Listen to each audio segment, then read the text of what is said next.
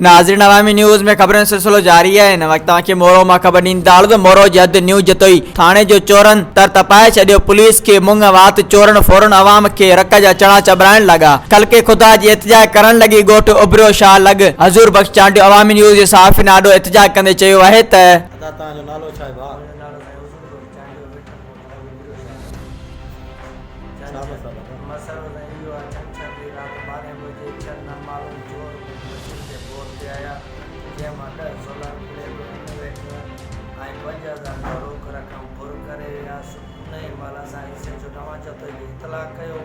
इतला के बावजूद सुबह जो 8 बजे पुलिस असांजी जा वारदात पहुती आहे जंहिंमें असां खोजी कुता घुराया पुलिस ऐं खोजी कुता जी मदद सां इलाइक़े मां फिरंदा मास्तर खादम सां वरी बि मुताक़ ते वेठा मुताक़ ते वेहण खां पोइ पुलिस का बि गिरफ़्तारी अमल में न आंदी टोल मटोल करे ॻाल्हि खे टारे छॾियो। ॿनी एसएचओ मिलण लाइ असां सां तयारु न हुयो।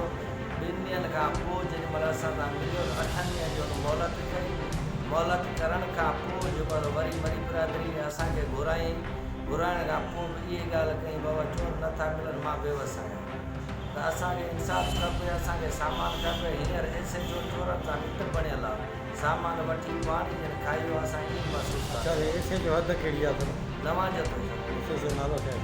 मीर मोहम्मद रेड्डी।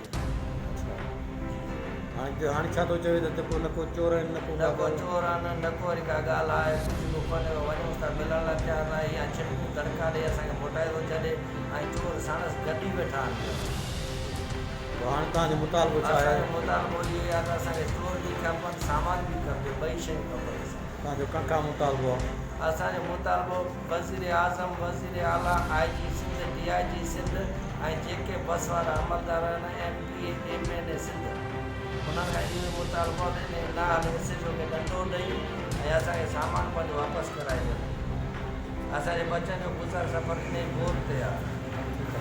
मज़ीद खबरों और तफसीलात के लिए विजिट करें हमारी वेबसाइट www.awamiNewsHD.com।